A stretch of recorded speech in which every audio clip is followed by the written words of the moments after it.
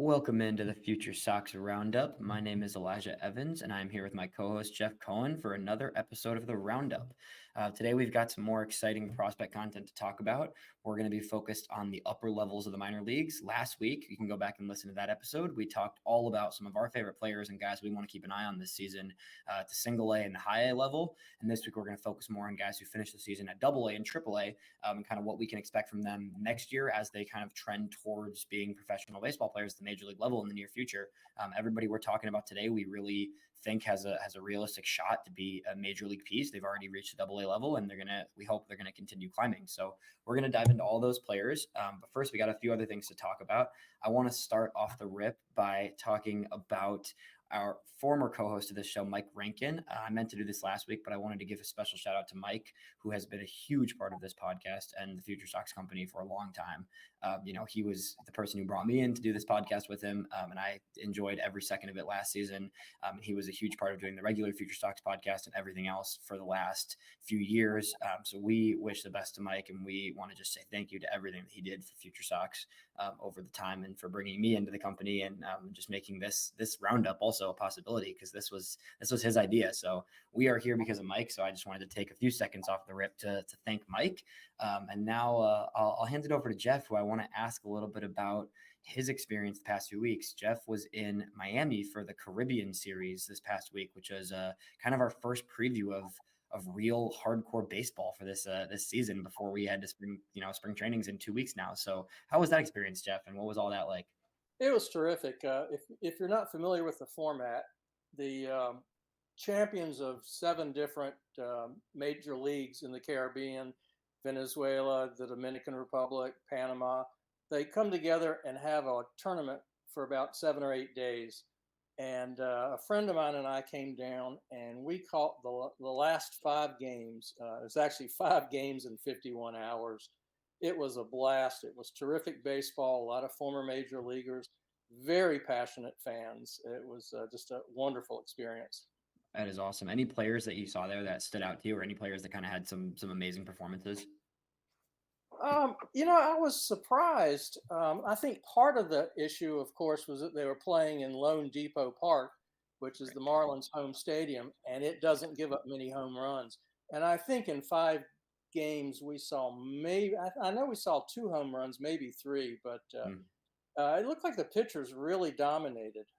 Yeah, the highlights I saw seemed that way. It seemed like there was a no-hitter you got to see, right?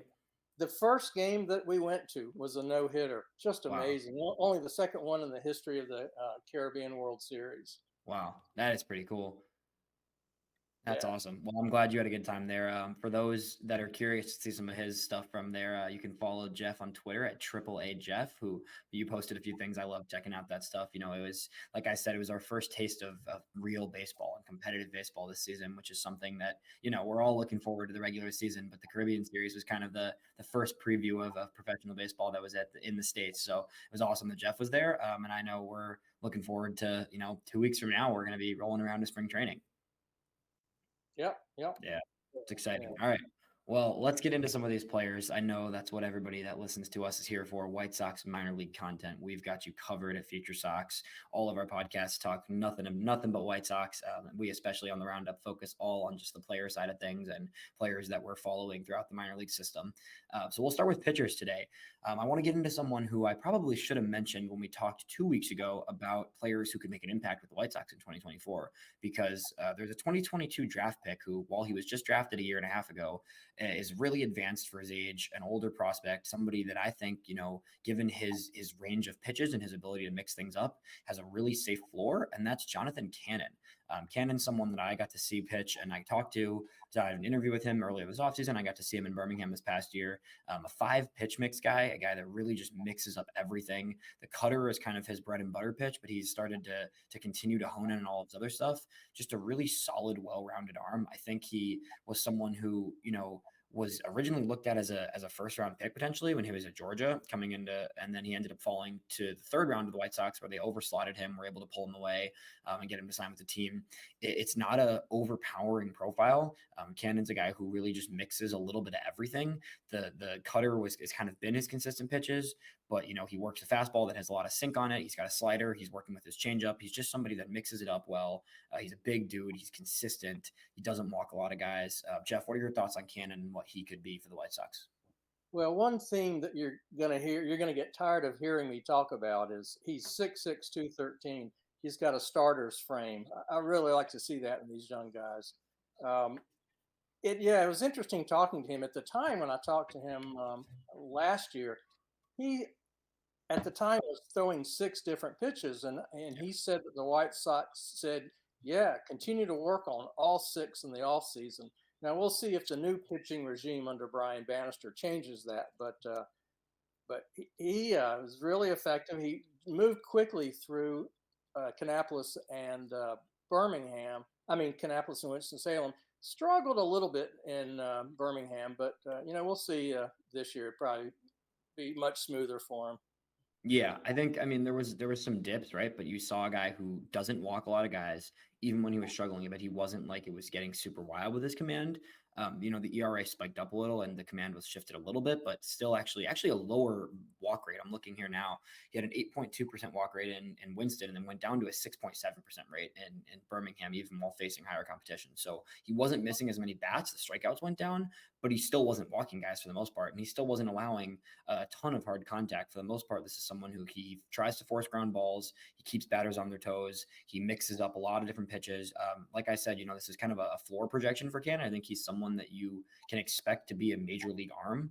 I don't know if there's a ton of upside to dream on. I think his stuff is not overpowering. It's not, super wipeout ability here and there, but he's someone who I think is just a solid big dude who can just be a major league piece in the near future. And at 23 years old, I wouldn't be surprised to see him in the major leagues. Do you think what could you see a timeline for Cannon this season? Well, he's 23, and so he'll spend half the year maybe in Birmingham, and if that goes well, come up to Charlotte for a little while, and maybe be in Chicago by the end of the season. Yeah, that's kind of the way I look at him, honestly. I think he's just the command is going to continue to carry him, and that's something that the White Sox have a lot of these arms in the system that we've talked about who have a lot of upside, but the command is lacking. Cannon's the exact opposite of that. The command is there; it's going to be there. It's really just going to come down to if he can keep kind of turning some of those off-speed pitches into a little more sharp, a little more movement, and a little more swing and miss. Because if he can get a little more added swing and miss into his game with the command he already possesses, this is a guy who could be at the very least a back-end rotation piece at the end of the year for the White Sox. So I think there's a good chance, like you said, I think we could see him in Chicago, late season. And he'll start in Birmingham, I think. And I think, he could quickly get up to Charlotte. I think the Sox are more hesitant to bring hitters to Charlotte for too long. But with pitchers, I don't think they mind as much. You saw Nastrini and Mena finish there last year. I think they'll be pretty quick to move him up to Charlotte, considering he did have 11 starts last year at Birmingham. While he struggled a little bit, he's older. He held his own in terms of the command. So I think Charlotte is not out of the question for June, maybe. And then from there, if once you start performing in Charlotte, it's just a matter of time at that point for young guys. So I'm excited to see what Cannon can do. And I think in general, he's a solid, he's a solid arm with a lot of versatility and someone who can just continue to, churn innings. And last year he threw 121 innings last year, finished with a 4.46 ERA. And I think we're going to continue to see a lot of the same from him next season. Yeah. All right, moving. Yeah. No, go ahead. Take it away. No. I was just going to say that, we've talked a lot about what to expect, the low expectations, frankly, for the White Sox in 2024. So a lot of the guys we're going to mention today, they very easily can be in Chicago for the second half of the season. 100%, because that's it's all this whole season is about, like we've said this the last 3 weeks. This whole season is about figuring out who could be major league pieces moving forward. And there's no reason not to give some of these pitchers that are already at an advanced age a chance to show what they've got in the second half of the year in Chicago. So that brings up another guy who I think, is someone that a lot of fans thought last year was going to be a major league piece, and his season just got derailed. There was some injury issues, and then he just kind of couldn't figure it out in Charlotte. Ended up getting shut down and underwent and dealing with injuries, and that brings us to Sean Burke, who was the third rounder the year before Cannon. Kind of the similar trajectory, an advanced college arm, someone that going into last year was people were looking at Burke as the sixth or seventh starter potentially for the White Sox. The whole season went wrong for the whole team, including Burke, and he just could not find his footing. He only ended up throwing 9 games last season, and just was. I don't want to put too much stock into what we saw last year from him. He wasn't healthy. He didn't look comfortable, and really Burke's someone that the year before looked like a legit major league piece in the near future. And considering he's 24, if he can get healthy and start the season in Charlotte and get some quality starts under his belt, I could definitely see Burke making an appearance, considering that he was kind of expected to be a major leaguer last year, honestly, before the injury issues. So what are your thoughts on Burke? I know you got to see the few games that he pitched in Charlotte. Yeah, last year was just a lost season for him.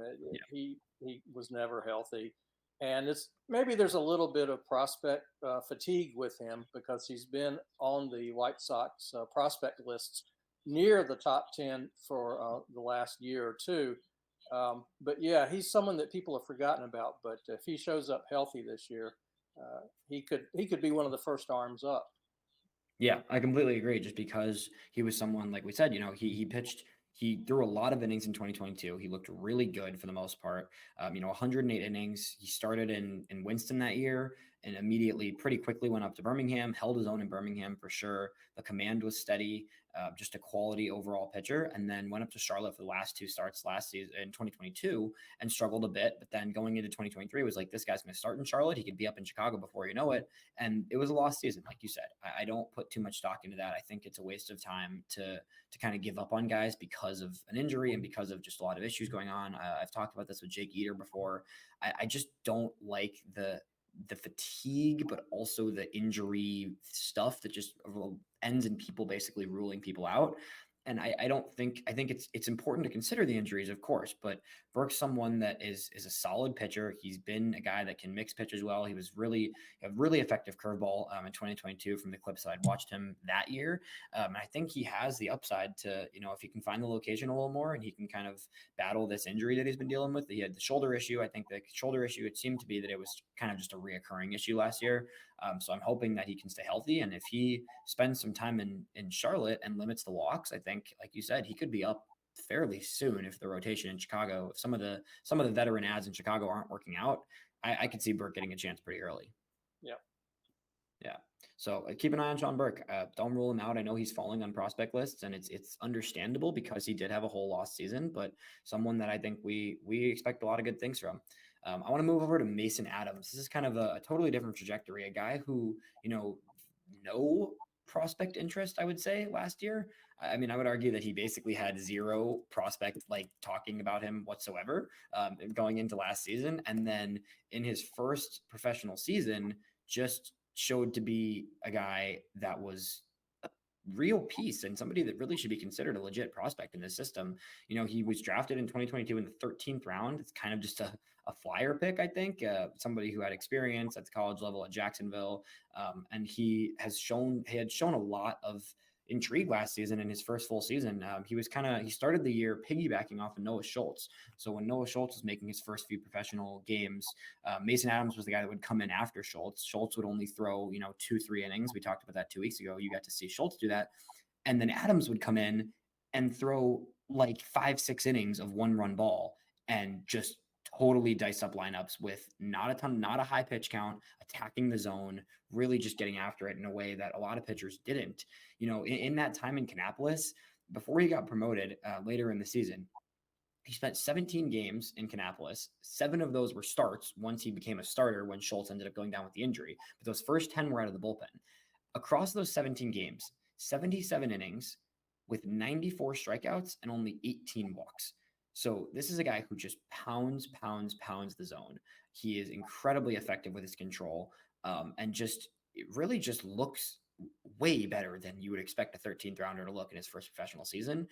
And then he got bumped up to Winston and Birmingham, both for 3 games each, and was excellent. A 2.50 ERA in his 3 games in Winston, a 2.70 ERA in his 3 games in Birmingham. The command drifted a little bit in Birmingham in his last 3 starts of the season, but really just looked like the same pitcher across 3 levels.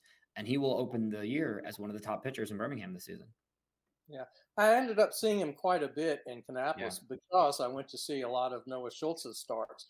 And as a result, I saw a lot of Mason Adams. The first game or two, I thought, okay, this guy looks pretty good. But then every start I was going to of Noah Schultz, Adams was coming in with 5 or 6 innings, and which is Yep. so impressive, so impressive. He's a 13th round draft pick, came out of nowhere, and it's going to be fascinating to see what he can do this year. Yeah, I mean, this is the stretch that I noticed this, and I looked at it earlier today, and in 5 straight games of coming out of behind Schultz, right? This was late April into May, right? He had 5 games in a row with 1 run over 5 innings, 0 runs over 4 innings, 0 runs over 4 innings, 3 earned runs over 4 innings, and then 0 runs again. Yeah. It was just kind of out of nowhere, and I don't think anybody expected this from a guy like Adams, but he looked excellent. And then you look at the end of the year, he gets promoted to a level in his first, right, the 13th rounder, his first professional season, goes up and as a full-time starter now, has kind of been given the role of a starter now that he had kind of earned it in his first few months. Goes up to Winston-Salem, throws 6 innings, all 3 of his starts in Winston-Salem, a total of 5 runs. So 18 innings, giving up 5 runs. Goes up to Birmingham at the end of the season, despite battling some command issues, still only gives up 4 runs in those 3 starts in Birmingham to finish the season.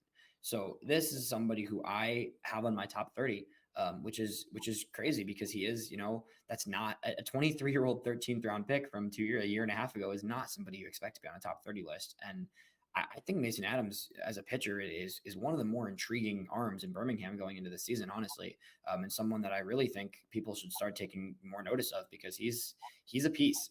I think he's a legitimate piece for the White Sox, and I think a whole season in Birmingham or the majority of the season in Birmingham, and there's a chance he's a 2025 big league option, honestly. Yeah, absolutely, absolutely. It's funny, I've raved about that rotation, and for good reason in Yeah. Kannapolis with Murphy and Tyler Schweitzer, and of course Noah Schultz, all these guys. But Mason Adams, I think, was the most effective pitcher on that staff last year. Yeah, I think you're right. Honestly, it's weird too because again, the draft stock does not show that, but that's that. There's so much more that goes into it than where you're drafted, and some pitchers just have that it factor. And Adams' command, and his effectiveness, and his just attacking of the zone is just really impressive for a guy in his first season last year. So we're looking forward to seeing Adams. Shifting over to another guy who was acquired last season. The White Sox made a lot of moves at the deadline to really shake things up and change the future of the organization from a prospect lens. And Kai Busch was someone that was kind of the add-in to the Edgar Caro trade. It was someone who, Edgar Caro was the piece in that Lucas Giolito trade. I think Caro was the guy who we've talked about this, and he's someone that we think is going to be the future of the catching position. We might talk about him a little later, actually. But Kai Busch was the second piece in that deal who kind of went under the radar. And, he struggled last season. Another guy who I think you can almost call it a lost season last year. I think he really just didn't have it for much of last year. He got traded over he dealt with some injury issues early in the season, I believe. And then he got traded over to the White Sox after kind of, struggling a little bit coming to the organization. He finished the season. He spent his whole time in Birmingham after the trade deadline. Really struggled. The command was iffy. He couldn't quite figure out the sharpness. I think earlier in his career, he was someone who was looked at as a fairly sharp slider guy and just kind of effective with all of his stuff. And then last year, when I saw him in Birmingham, the stuff looked a little flat. I think the fastball velo was down a little bit from when he was kind of a highly regarded prospect a year or two ago. And the slider, the breaking ball shape just wasn't quite moving. But I also think there was clearly some injury stuff going on with him. I don't think he was fully healthy last year. So it's going to be interesting to see where Busch goes this year. What's your kind of take on his season last year and what we can see going forward from him? Well, let's see. He's 24 years old, 6'6", 240, a lefty. He was a second round pick of the Angels in 2021. Really struggled last year, but was highly regarded when he came to the White Sox. I'm curious, you had a chance to see him in person Yeah, and maybe even talk to him. I don't know. What do I you did. Yeah. expect to see this year that might be more encouraging than last year? Yeah, I mean, I think with Busch, it's the velo is down, so he kind of has to become more of that heavier movement, especially as a big left-hander. You'd want to see a little more velo out of him. I'm hoping that a fully healthy season, he could kind of start to deliver a little bit on that that a little more upside with the fastball. I don't think it was really all that effective. It has that two-seam run on it, but it didn't have a lot of life to it. So I think the fastball really got beat around. And then the slider used to be his kind of calling pitch, but when I saw him, it didn't seem like it had that much depth to it. I think he lost a little bit of that vertical movement on the slider to the point where he was kind of just sitting there a little bit last year. And in addition to that, the command was shaky at times. So it was a hard season for him. I could see that he was kind of trying to figure things out and wasn't quite getting there last year. But I also think this is someone who's a big dude. He's got stuff. He had a ton of really exciting stuff in 2022. He was in a future star. He was a futures game guy. So this is someone who a year and a half ago was looked at as a really quick rising prospect. So I think he's going to start in Birmingham again. I just think there's some more stuff to work out.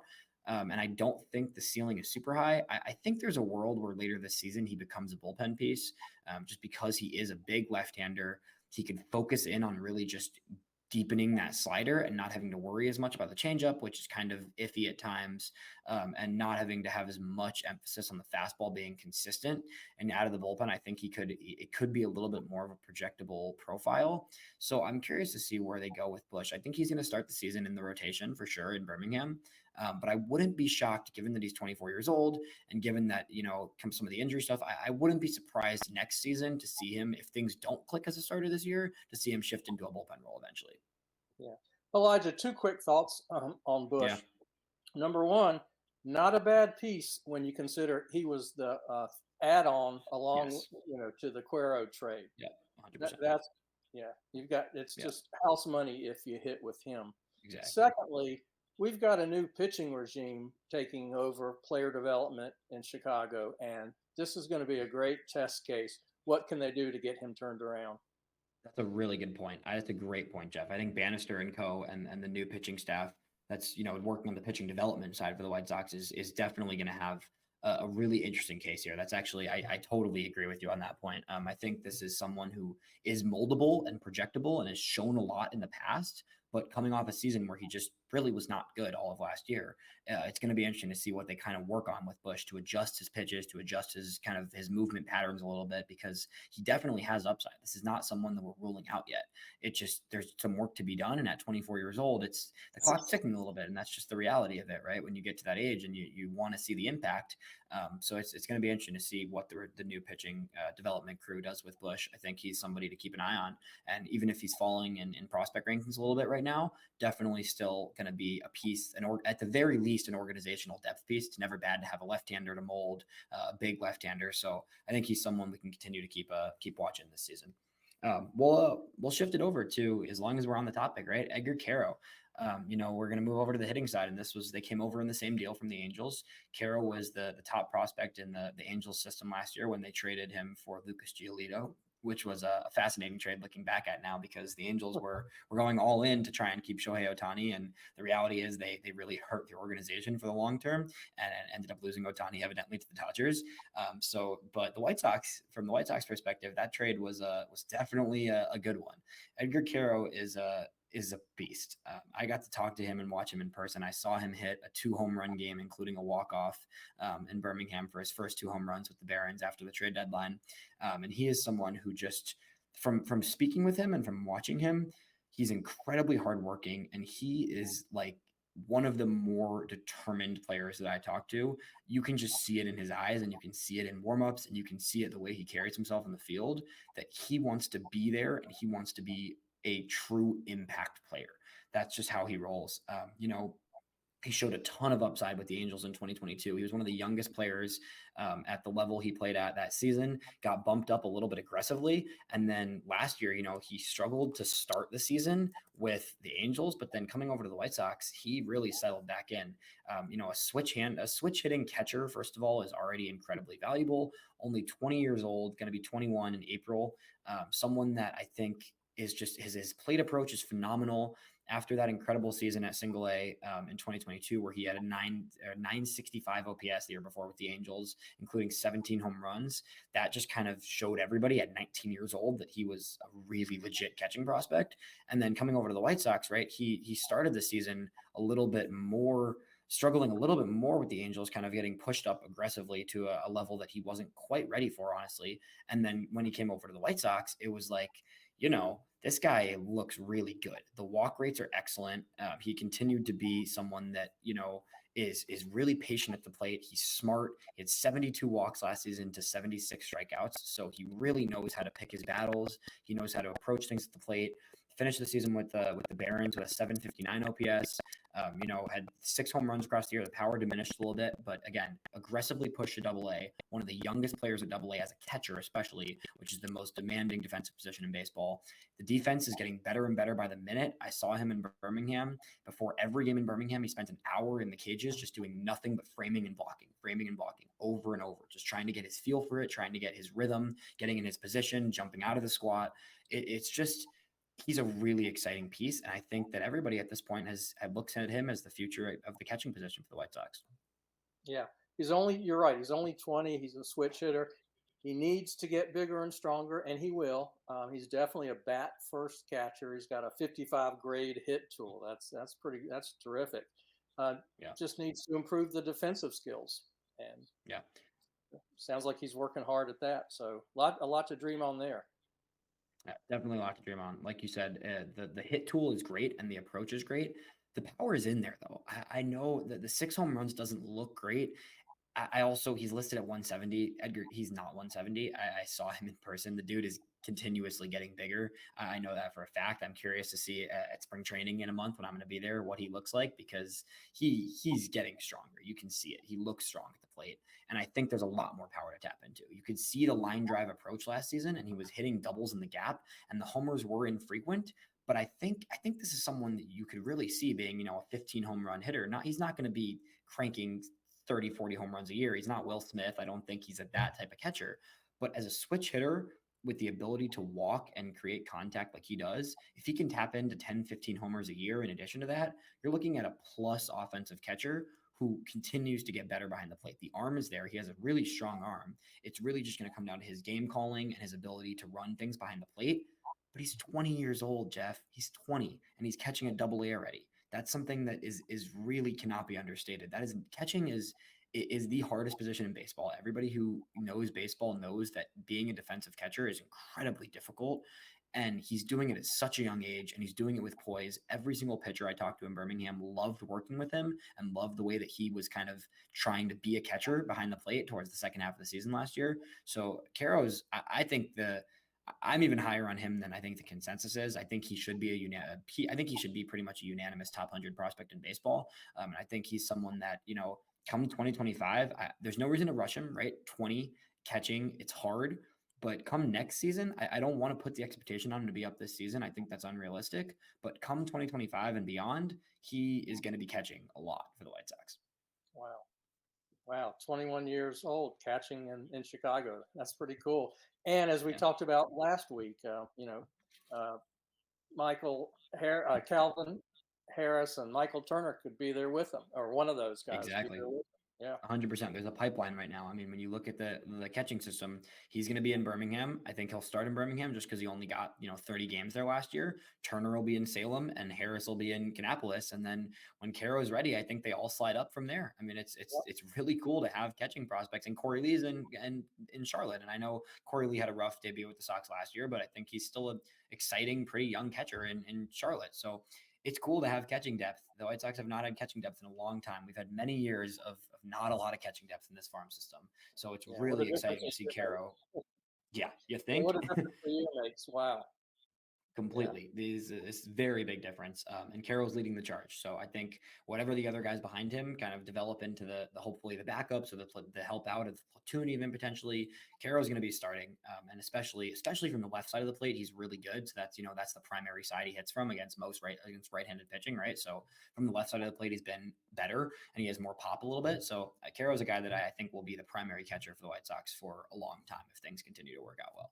So that's a good one. We'll shift over to some other hitters. There's other guys that were in Birmingham. I want to talk a little Wilfred Veras. Wilfred Veras is someone who I am really high on. I'll give you our listeners a little bit of a tidbit. He is in the top 12 on my 30 prospects on my top 30 prospects list, which he is not for pretty much any major publication. I don't think I've seen him in the top 15 on any major prospect list. So that is an aggressive ranking by me. And I stand by it. I think Varys has some of the highest offensive upside of almost any player in the White Sox system. I think he's up there with some of the better hitters in this system. Varys last season was already good, and then went from Winston to Birmingham and got better. Give me your thoughts from what you got to see from Varys, and I'm going to pull up some more numbers on him. Well, the numbers in Winston Salem were phenomenal. I mean, he tore it up. I'm curious though, where do you see him as a corner outfielder? That's the tricky part on Varys. The defense is rough. The defense has been a work in progress. He kind of played some infield. He came up as a third baseman, I believe, and kind of bounced around third base, first base a little. Last year in Birmingham, he settled in right field for a decent much of the end of the season in Birmingham. It's not great. The arm is there. He has the arm talent to be a right fielder. The instincts and the speed is not quite where you want him to be, but he's sneaky. He is sneaky fast for a big guy, and he does have some range. So it's really just going to come down to his instincts and his jumps and his ability to get to balls in the outfield. I think when you consider the status of the White Sox, especially, whoever is playing right field in the future, we have no idea who that's going to be because it's been a revolving door for years. It could be Wilfred Varys, and whoever plays right field in the future gets to be next to Luis Robert Jr. So that's one of the things that you can consider when you look at a position for him is that if he's in right field, you don't have to be great in right field, and you don't have to have a lot of range either because you've got one of the best defensive outfielders in all of baseball in center field. You just got to be solid. There's a world where Wilfred Varys is solid out there. Yeah, you got to be league average, and that's the big question with him is can he be that? Yeah, I think that's the biggest thing holding Varys back. But let's talk a little bit about this offense right here. Started in Winston, 92 games in Winston. A 754 OPS with 11 home runs to go along with 18 stolen bases in Winston. So, like I said, some sneaky speed for a really big dude, some strong power, 25 doubles during that time in Winston. He was the double king. Goes up to Birmingham in only 38 games in Birmingham, posts an 879 OPS, 6 home runs, 14 doubles, and another 6 stolen bases. So this is a guy, I mean, that's not something you see often. A reminder, he's 21, just turned 21 recently. So 21 years old, saw his OPS jump over 100 points when going up to Birmingham, especially Birmingham being one of the harder leagues. That league in Birmingham in the Southern League is one of the hardest minor league leagues to hit it. It's a very pitcher-friendly league for people that don't know, and Birmingham's a hard ballpark to hit in too. So this is a guy who, got promoted at only 20 years old at the time. Now he's 21 and just continued to get better. The chase rate is a trouble. 145 strikeouts is scary. He does swing and miss a lot, and he doesn't walk a lot. That's kind of what's he's going to have to figure out this year. And I think he's going to be in Birmingham. And I think the focus for him is going to be how much can he control his swing a little bit, hold back at times, and know when to pick his pitches. Because when he connects with the ball, man, does he hit the ball hard, and man, does he drive it to all over the field. The doubles are gap to gap. He's really got that strong gap to gap power. I could see even more home runs than the 17. He had 20 in 2022 and then 17 last year. He's got 20 plus home run potential in addition to being a double masher. It just, the approach needs work and the defense needs work. So those are definitely big things. Don't get me wrong. But the offensive upside when he connects with the ball is up there with almost anybody in this system. The more I listen to you describe him, the more this is going to sound crazy, but the more I think Oscar Colas comes down to plate discipline with him, right? Yeah. Tons of power, tons of potential, but right. just swinging it too many pitches off the plate. You're not wrong at all. And Varys's numbers have been similar to Colas, and that's a guy who, but the thing is, right? Like those types of players, some of them hit and some of them are going to click. So Colas has not clicked so far. I don't think Colas is a lost cause. I think he's going to have to fight to even get innings this season for the White Sox. But Varys, they could have the exact same profile and exact same swing patterns, and Varys might just figure it out. You never know. That's just how it goes. I think that's an interesting comparison by you. And I think it's worth considering that like he might just figure it out. And if he figures it out, you're looking at a guy who had 40 doubles last season, in addition to almost 20 home runs. and Wall being, a base stealing threat over 20 stolen bases. So there's things to figure out. The defense is subpar and the approach is subpar right now. But Varys's ability to hit the ball is up there with almost anybody in the White Sox organization right now. Yep. Speaking of a guy, we're sticking to theme here. Speaking of someone with some approach issues, but man, can he hit the ball? Let's talk some Tim Elko, man. This is I want to get your take on this first, because Elko was drafted last year in the 10th round, started the season in Kannapolis, played a lot of the year in Kannapolis, so I know you got to watch him play a few times. Before I'm going to let you go on this. I just want to read Elko's slash line for those who aren't aware of this number. 295 batting average, 347 on base percentage, 527 slugging percentage, 28 home runs for someone who is a 10th round pick and is 6'4", 240 is what he's listed at. Might be bigger than that. I felt tiny standing next to him, interviewing him in Birmingham. The dude is huge and just hit the ball all season. Yeah. Yeah, it was fun. I got to see him a lot in Kannapolis and a lot in Winston-Salem, and he just pounded the ball in both places. But Yeah. you're right, he struggled a little bit when he got to Birmingham. And I'm just curious, what do you think that was about? Was it just a little lack of plate discipline? And I just think he reached a level with a little bit more pitching quality. And I think that there's a lot of people are ready to say, this is a prospect, he's exciting. But the reality is Elko's 25 years old. He's a first baseman only, and he struck out 165 times last year. That's a lot. I think he got to Birmingham, and when you get to Birmingham, his 34 games in Birmingham to finish the season, 49 strikeouts and only 3 walks. I think he was just overmatched a little bit. I think it was his first professional season, and I think he was someone who was just destroying young pitchers at the lower levels, and just making his money off that. And then, you see the OPS drop from 900s to 723 in Birmingham, which is not bad by any means. He still hit his home runs. He still got his RBIs. He did what he did, right? But you could tell that he was getting to a level where the pitching caught up to him almost. So I'm curious to see. He's going to open the year starting at first base in Birmingham. I'm sure about that. He has an invitation to spring training, to Major League spring training, actually. So I'm hoping to get to see him when I'm out there at that point. But it's a little bit of a scary profile. I think it's even scarier than Varys because he's 5 years older than Varys or 4 years older than Varys.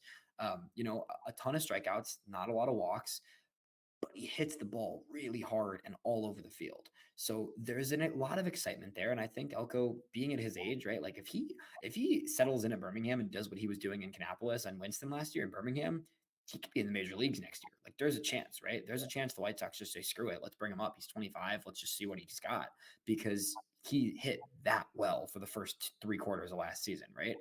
right. But it's a scary profile. Yeah, yeah. The upside's there, but the question is, even if he gets to Chicago, how's he going to get on the field? Yeah. Eloy's DH and Vaughn's at first base. But I guess It's you hit enough, they'll find a place for you.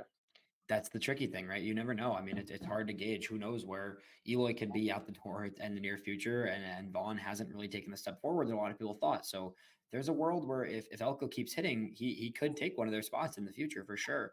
But it's also like you gotta give him this next season and his second season to really to work on that discipline and to work on that approach, because he can hit the heck out of the ball, but it's not you can't strike out at a 38% clip in the major leagues. It's just unfortunately the harsh reality of Major League Baseball that you're not going to survive striking out at that clip. So it's going to be interesting to watch. I think he's an exciting player. Obviously, I mean, fans love him. He's a super nice guy, really just a lovable player, and hits the crap out of the ball. It's just going to come down to if he can kind of refine that approach and become a more balanced hitter.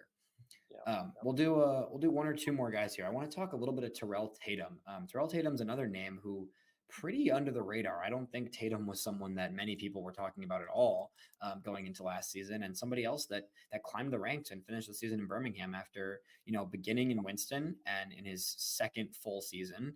And he actually, really his first full season, he played in 2022, but was out for much of that year. He only played 42 games. So, last year was his first full professional season. Destroyed everything at Winston. Just looked excellent. A ton of walks, a ton of stolen bases. Really just your classic, speed, contact, defense guy in center field, in the outfield. His fielding was excellent. He's a really strong defender. Finished the season with 47 stolen bases between the two levels. And then, when he got to Birmingham, though, another guy that just looked a little overmatched. He played his last 65 games, so he got pulled up right at the midpoint of the season.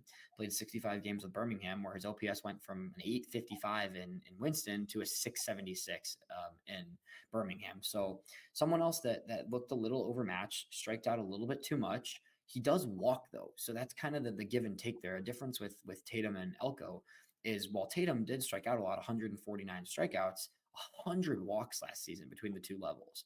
So it's interesting. It's almost like the way when I watch him hit, he has that ability to watch pitches, but then when he sees stuff he likes, he just kind of misses it at times. So it's a tricky hitter to figure out. But what makes Tatum's floor so high is that he has that contact skill, insane speed, and really good defense. So you're looking at a guy that even if he doesn't hit a ton, could still be a fourth outfield profile in the big league level. Right. He was the White Sox 2023 Player of the Year. Yeah. Yeah. And I wish I had been looking for this stat. I read it and I cannot find it. But I think he was one of only 5 guys in all of the minor leagues to get 100 walks in a season. And the other 4 guys Sounds about right. were all like top 50 guys whose names you would recognize. I mean, it's really elite Right. company. Yeah. Yeah. Yeah. I mean, I think it's a tricky profile to figure out a little bit, but when you can walk like that, it's a valuable skill. I just think again, you got to cut down on the strikeouts a little bit and you got to have a little more impact at the bat to be a prospect that we're really circling the name of, just because you saw at Birmingham, he really wasn't impacting the ball that much. He had a few home runs here and there. He's mostly just kind of a doubles in the gap type of guy and singles for the most part. But then, you get him on base via a walk or a single. He went 15 of 15 on stolen bases in Birmingham against some really good catchers in that league. So that's someone, I mean, there's a lot to like there. It's just another guy who needs to refine the approach a little bit. And I'm not sure about the impact long term, given that he's a smaller dude. He doesn't have a lot of power in the tank. So, it's an exciting player to watch. And Tatum's someone that we're definitely going to keep an eye on. But I do think that there are some other players in the outfield that provide a little bit more upside with the bat as opposed to Tatum. Yep. I want to talk one more. No, I think that's good for today. I think we hit on a lot of players, and it's cool to kind of see this depth in the system. That's the one thing I want to just kind of finish on here with you here. The depth in the White Sox system is so different from what it was a year ago, and that's the deadline and the draft of the last 2 draft classes, especially, and everything in between, even this offseason to a degree. There is so many players that we're circling and watching. And last year, there wasn't nearly as many heading into last season in the minor leagues. I had a hard time making my top 30 list. And then as opposed to last year, where I felt like I was struggling to find the back of that list. I couldn't exactly decide on who was the back of that list because I wasn't sure who really was a top 30 prospect. This year it was, there's 40, 45 guys that I thought could have had a reasonable argument to be on that list, and I had to narrow it down. So it was a completely different process making a top 30 list last year versus this year because there's a lot of good players in this system. What's your take on just the overall depth in the system as we've now talked about all of the lower levels and the upper levels this week? These last 2 draft classes have made a dramatic difference. I mean, that's where all the depth has come from. And it's so dramatic that I believe, correct me if I'm wrong, Baseball America a year ago had us as the 27th best or 3rd worst Yeah. minor league system. We've gone up to 10th this year, according to them. There's a few different places I've seen rankings, but the system is anywhere from it's in the 10 to 17 range, kind of that middle, even slightly above average range, as opposed to one of the worst in baseball a year ago. Right. And another quick thought, Elijah. We just talked about a couple of powerful hitters in Birmingham. We talked about Veras. We talked about Elko. We didn't even mention the 2 most prominent hitters down there. I mean, they've got a lot of power in Birmingham. We didn't even mention Brian Ramos or Colson Montgomery. Yeah. Yeah, we talked about them 2 weeks ago, but those 2 are obviously, the headliners of that offense, right? So I think there's a chance either or both of those guys are in Charlotte to start the year or pretty soon at least. But generally speaking, there's some really fun pieces at every level, which is not something we had a year ago. I think there was a few guys here and there we were circling, but now it's like there is multiple pieces at every single level of the minor leagues that we think are going to be major league pieces. And I think maybe with the exception of catcher, which has suddenly become a very deep position. Yeah. I think it's really the starting pitching where the White Sox have the most depth. Again, thanks to the last two draft classes. Yeah, completely. I think it's continued to get deeper and deeper. And the trade deadline last year. I mean, they brought in 5 starting pitchers to the deadline last year, who are all most of them are pieces that we think could be in the big leagues pretty soon. Nick Nastrini, obviously, we talked about recently, is someone that could crack the rotation very soon. Jake Eater is someone who, with a little bit more innings under his belt after the injury problems last year, is another guy who could be in the rotation this year. So there's depth all over the system, and just a quality group of prospects within the White Sox organization. We'll leave it at that. We're going to be back next week to talk way more White Sox. You can follow Jeff on Twitter at AAA Jeff. You can follow me at Elijah EV8, and stick around with us all season. We're going to have a lot of fun. We're going to talk White Sox prospects. We're gonna bring you all the best content. Check out the other Future Sox podcasts. We've got the Future Sox podcast with Ian and James. We've got the Major League podcast with Nick and Danny and Ian sometimes.